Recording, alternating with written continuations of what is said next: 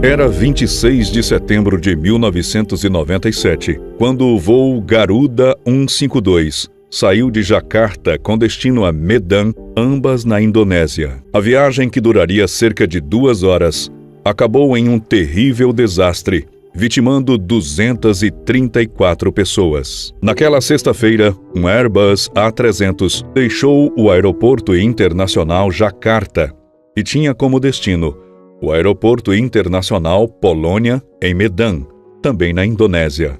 Mesmo com algumas dificuldades técnicas, o voo correu normalmente até o momento em que o avião se aproximou da cidade de Medan, que estava tomada por neblina, reduzindo bastante a visibilidade. Nos minutos que se sucederam, a tripulação enfrentou bastante dificuldade para manter a rota de voo original, e a confusão causada pela falha de comunicação fez com que a aeronave se chocasse contra várias árvores e, em seguida, batendo violentamente contra o solo, causando a destruição do A300 e vitimando todas as 234 pessoas que estavam a bordo.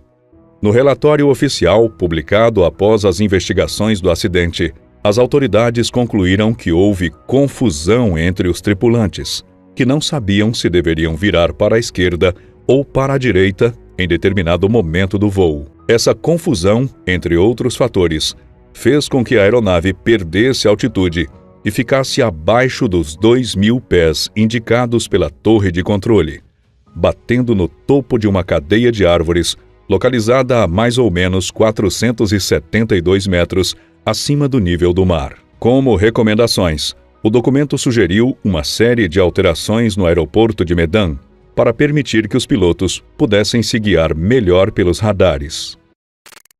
Entre essas tragédias está a história do voo Varig 820, que terminou de forma conturbada em 11 de julho de 1973. Para realizar o trajeto entre o Rio de Janeiro e Londres, com uma parada em Paris, a Varig mobilizou um Boeing 707-300 com mais de 21.000 horas de voo até aquele momento. A aeronave decolou tranquilamente do Aeroporto Internacional do Galeão e as primeiras horas de voo seguiram perfeitamente o roteiro.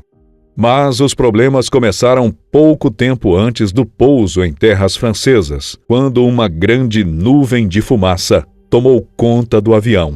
Ficou claro que a fumaça estava vindo da parte de trás do Boeing, onde ficava um dos banheiros.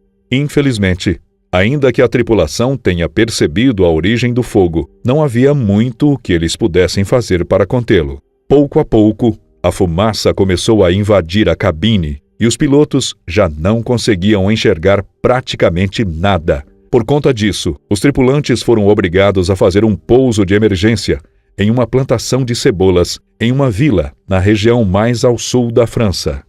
Os pilotos conseguiram descer o Boeing com relativa segurança até o solo, mas no momento em que a aeronave parou, a grande maioria dos passageiros já havia morrido por asfixia. A única exceção foi o passageiro Ricardo Trajano, que saiu do seu assento no momento em que a fumaça começou a invadir o corredor da aeronave. Chegando bem próximo da cabine, Ricardo se apoiou na divisória do cockpit e, no momento do impacto, acabou caindo. Trajano inalou grandes quantidades de monóxido de carbono e estava desmaiado no momento do pouso, mas conseguiu resistir aos efeitos devastadores do gás.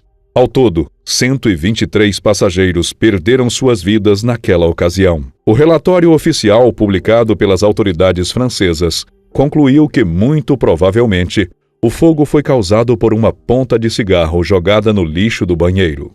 Para muitos, esse trágico acidente acabou sendo o ponto de partida para a discussão que mais tarde levaria ao banimento dos cigarros dentro dos aviões. Apesar das várias mortes causadas pela fumaça, o piloto Gilberto Araújo da Silva recebeu muitos elogios pela forma como lidou com a situação de emergência. Já totalmente recuperado do acidente envolvendo o voo 820, Gilberto foi escalado para pilotar um outro Boeing 707 de carga. Porém, mais ou menos meia hora depois de decolar, o Boeing simplesmente desapareceu no ar, sem deixar nenhum tipo de pista. Durante meses, Equipes de resgate tentaram recuperar alguma coisa, mas nada foi encontrado até hoje.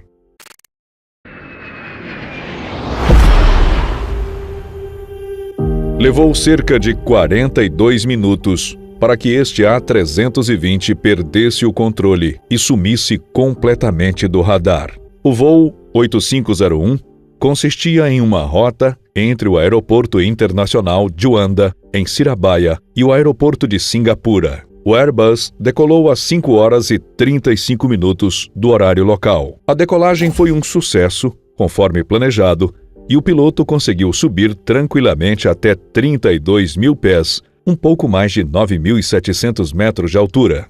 Logo em seguida, o piloto percebeu que precisaria fazer um desvio e, por isso, entrou em contato com a torre, solicitando autorização para fazer a manobra. Infelizmente, esse acabou sendo o último contato feito com a torre de controle. A aeronave chocou-se violentamente contra o Mar de Java, vitimando todos a bordo. A torre tentou restabelecer o contato várias vezes, porém sem sucesso.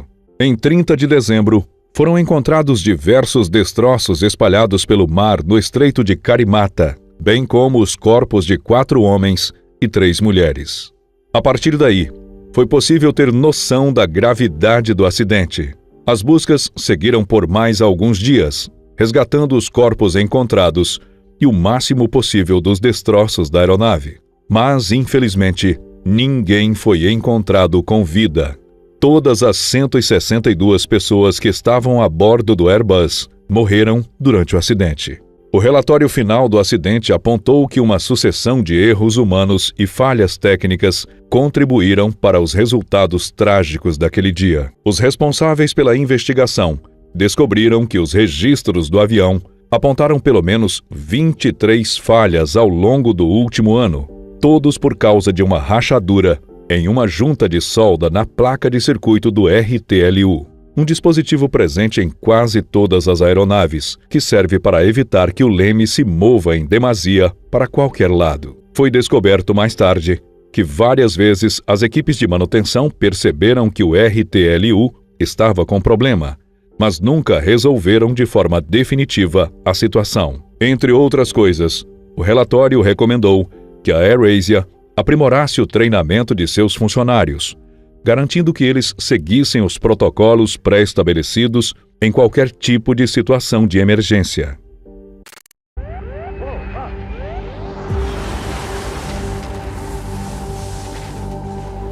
Em 19 de julho de 1989, os passageiros e tripulantes de um McDonnell Douglas DC-10 viveram momentos de terror e desespero enquanto os pilotos tentavam realizar um pouso de emergência praticamente impossível.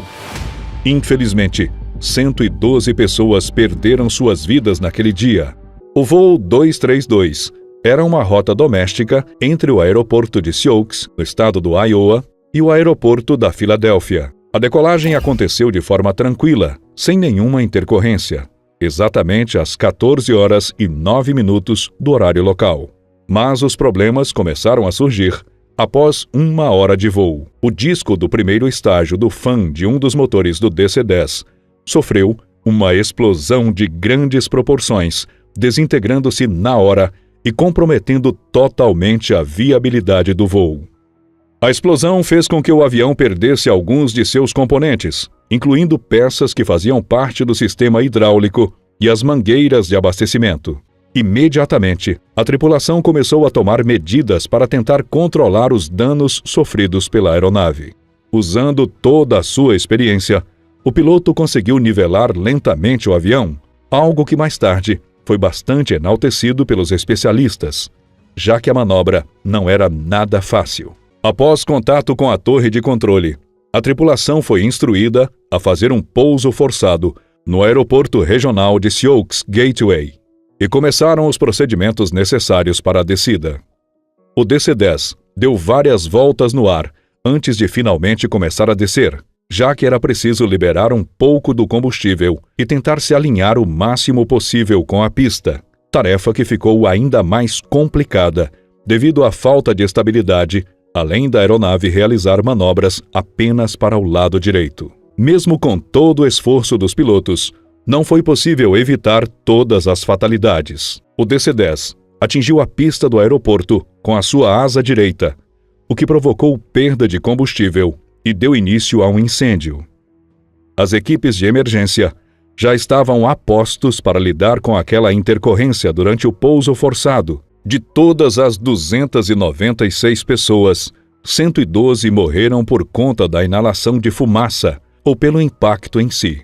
Outras 172 pessoas escaparam com ferimentos e 13 sobreviventes não tiveram nem mesmo um arranhão. As investigações determinaram que a explosão na asa provavelmente aconteceu por conta de um defeito na fabricação do primeiro estágio do disco do fan, no qual tinha uma pequena rachadura que passou totalmente despercebida pelas equipes de manutenção ao longo dos anos. A rachadura acabou fazendo com que toda a estrutura entrasse em colapso durante o voo, espalhando detritos para todos os lados e causando a perda dos sistemas hidráulicos da aeronave. Ao mesmo tempo em que apontou as falhas nos processos de manutenção da United Airlines, o relatório final do acidente enalteceu a atitude e a perícia dos tripulantes, que conseguiram salvar muitas vidas com o pouso forçado. O relatório final recomendou que as empresas de aviação intensificassem as pesquisas no sentido de automatizar e aprimorar os sistemas de manutenção e inspeção. Vários outros processos específicos de inspeção foram sugeridos pelo documento, que acabou servindo como base para a criação de diretrizes em várias companhias aéreas ao redor do mundo.